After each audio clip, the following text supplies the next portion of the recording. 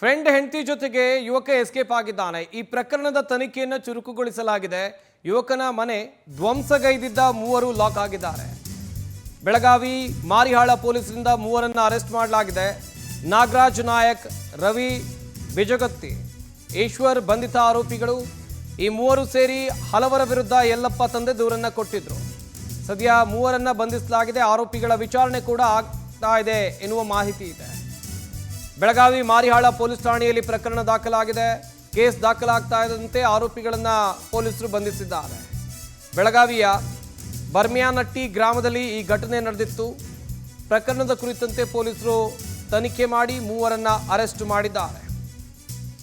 ಸ್ನೇಹಿತನ ಹೆಂಡತಿ ಜೊತೆ ಯುವಕ ಓಡ್ ಹೋಗಿದ್ದ. ಆದರೆ ಆ ಯುವಕನ ಮನೆ ಮೇಲೆ ಕುಟುಂಬಸ್ಥರು ದಾಳಿಯನ್ನ ಮಾಡಿದ್ರು, ಮನೆಯನ್ನು ಧ್ವಂಸಗೊಳಿಸಿದ್ರು, ಹೆಂಚುಗಳನ್ನು ಕಿತ್ತಾಕಿದ್ರು, ಮನೆಯಲ್ಲಿದ್ದವರಿಗೆ ಹಿಗ್ಗಾಮುಗ್ಗಾ ಹಲ್ಲೆಯನ್ನು ಮಾಡಿದ್ರು. ಈ ಸಂಬಂಧ ಆ ಯುವಕನ ತಂದೆ ಪೊಲೀಸ್ ಠಾಣೆಗೆ ದೂರನ್ನು ಕೊಟ್ಟಿದ್ದಾರೆ. ಪ್ರಕರಣಕ್ಕೆ ಸಂಬಂಧಪಟ್ಟ ಹಾಗೆ ಮೂವರು ಆರೋಪಿಗಳನ್ನು ಬಂಧಿಸಲಾಗಿದೆ ಎನ್ನುವ ಪ್ರಾಥಮಿಕ ಮಾಹಿತಿ ಇದೆ. ಹಾಗೆಯೇ ಆರೋಪಿಗಳನ್ನು ಬಂಧಿಸಿ ವಿಚಾರಣೆಯನ್ನು ನಡೆಸುವ ಕೆಲಸ ಕೂಡ ಇಲ್ಲ ಆಗ್ತಾ ಇದೆ. ಓಡಿಸ್ಕೊಂಡು ಹೋದವನು ಯಾರು, ಶಿಕ್ಷೆ ಆಗಿದ್ದು ಇನ್ಯಾರಿಗೂ. ಮನೆಯನ್ನೆಲ್ಲ ಹೇಗೆ ಧ್ವಂಸ ಮಾಡಿಬಿಟ್ಟಿದ್ದಾರೆ ನೋಡ್ತಾ ಇರಬಹುದು. ಹಾಗೆಯೇ ಪ್ರಕರಣಕ್ಕೆ ಸಂಬಂಧಿಸಿದಂತೆ ತನಿಖೆ ಕೂಡ ಚುರುಕುಗೊಂಡಿದೆ. ಸಂಜೆ ಸುಮಾರು 6 ಗಂಟೆ ಬರ್ಮ್ಯಾನಟ್ಟಿ ಊರಲ್ಲಿ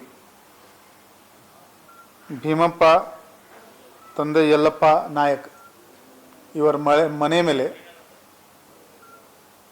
ಕೆಲವು ಜನ ಹೋಗಿ ಅವರ ಮೇಲೆ ಒಂದು ಮಾರಣಾಂತಿಕ ಹಲ್ಲೆ ಮಾಡಿದ್ದಾರೆ ಮತ್ತು ಅವರ ಪ್ರಾಪರ್ಟಿಗೆ ಕೂಡ ಡ್ಯಾಮೇಜ್ ಮಾಡಿದ್ದಾರೆ.